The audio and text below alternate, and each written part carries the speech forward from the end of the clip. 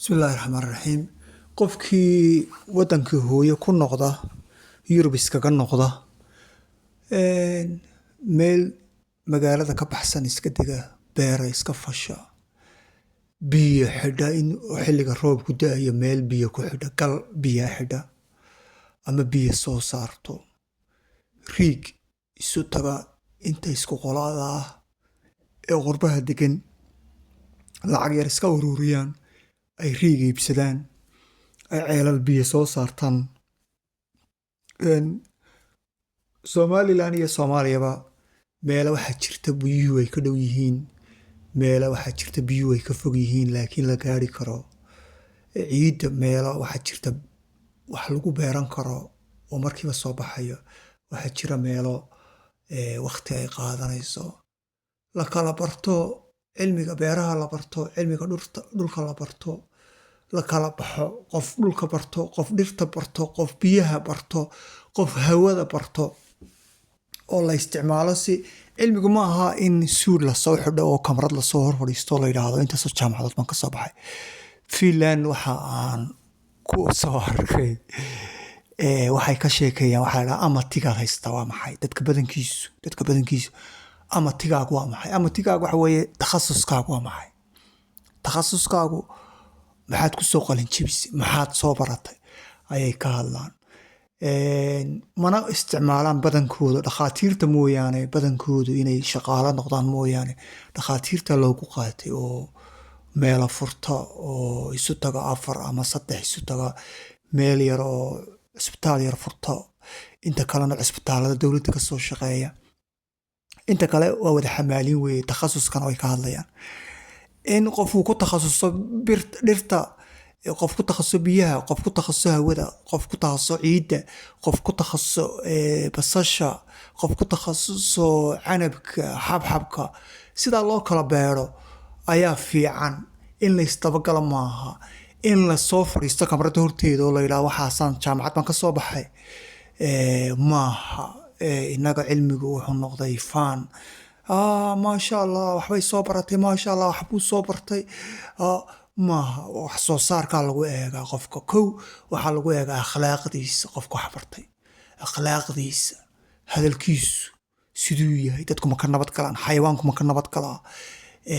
Muxuu ahaayey wax dadka ma u sheega wax soo saara faa'iido leh. Waar aakhira waxaan uu dadka u sheegaya aakhira maxay uga jarayaan. Laakiin haddii intuu ku yiraahdo wixii loo soo sheegay wallaahi mar kasta waan ku celceliyaa dadka Soomaalidu haysta inay wax barteen maaha waa dadka ugu jaahilsan maaha wallaahi waa wax gaalada ku soo shubteen bay ayay sii tufayaan. Waa buurta markii waxaan garanayaa ciyaalnimadkii buurta markaad tira bay ka daba oran jirtay ama baqaaq oo kale shimbirta baqaaq oo kale shimbiraha baqaaqan jecel waxaad ka tiraahday ka daba oran. Dadka cilmiga inuu haysana waa sidaa waayo wadanku ma saa loo eega. Wadanka sidaa ayaa ka dhigay dadkii cilmiga lahaa. Dadkii aynu islahayn waa cilmi bay leeyihiin ayaa burburiyey 60kii ka soo bilow 70kii 80kii 90kii 2025kii dadka burburiyey waa dadkaas. Dadka la leeyahay cilmi bay leeyihiin laakiin cilmi ma laha waa dad jaahiliina. Laakiin dadkii ka dhaadhici kama dhaadhicin kartid. Qof jaamacad tagay waxba ma soo barto. Qofka waxaa lagu eegaa qof waxaa jira aan jaamacad tagin oo wax soo bartay. Reer galbeedku maanta way ka tageen jaamacadda.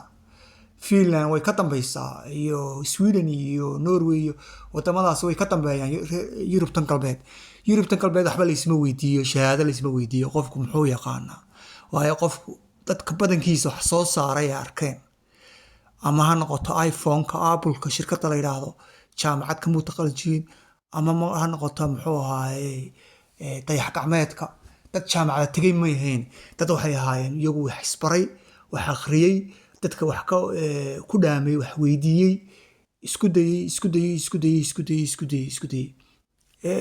Baasha diyaaradda yar ee istuulisa maanta waxa ugu haysta adduunka ugu haysta Iiraan baa ugu haysta oo ilaa Ruushku ilaa Shiinuhu ay ka soo iibsadaan ilaa Mareykanku ay muxuu ay ka masayraan Ingiriisku ka masayraa Yurubta kale ka masayrtaa siday ku barteen sideetankii markii uu kii ciraaq haystay Saddam Hussein loo oran jiray uu garaacayay waxay raxmaanaan haysan Tahraan buu caasimadoodu garaacayay wax allaali waxaan isku difaacnaa ma jirto halkaasay ka bilaabeen inay sida shimbirlaayaha oo kale ku duuliyaan kamay harin way ku soo kacaa kufeen waa sideetankii 2022 ruushku u qayliyay si uu Ukraine uu isticmaalo waayo iyagu waxay ugu tala galeen Mareykanku hadduu weeraro soo weeraro reer galbeedku si ay waxay u tababarteen u diyaarada u sameeyeen si ay Mareykanka u jabiyaan isaguna fikirkii hore ruushka fikirkii hore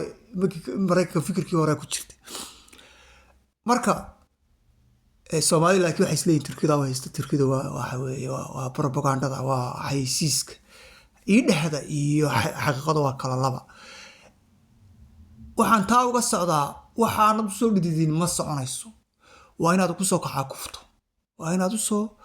kaca kufto inagana tay iyo gabadh rag tabacarta ayaa la leeyahay cilmi barta wax soo saar xitaa bugaagta ay qoreen waxa ii sheegay nin Soomaaliya qoraaya oo dadkii wadankii wax ku soo bartay wax yaqaan qoraalka Soomaaliga si fiican u yaqaan ayaan ka wada dumar baa u soo tirsada bugaag kala qor waa loo qoraa magaca laakiin waxa magaca dumarkaasi ku soo baxaya ragga sidoo kale tacab ayuu baahay qoraalku waa inaad waxaad soo dhidido ayuunba waxa lagu helaa laakiin waa lagu qori doonaa laakiin Britoola waad fashilmi marka ay golaha timaado waa fashilmi doontaa buug magacaaga waad ku qoran doontaa laakiin waxaad noqon doontaa qof fashilmi marka la isu yimaado ragguna waa sidoo kale nin waxaa la jira la yiraahdo in Hariri la yiraahdo BBC da u shaqeyn jiray oo saa u wareega bugaagtu muxuu ahaayay leeyahay waan saxay magaciisa xitaa qalada 40 sanana aan waxaan garanayaa sagaashameeyadii 80kii buu bilaabay malaay BBC du ka heli jiray beenta BBC da waxa kaliya ee Soomaalida halka dhigtay ee bulshada burburisay waa BBC da laanta af Soomaaliya marka afkii uu ku shaqaysanayay lacagta lagu siinayay baanu si fiican u baran 40 sano 50 sano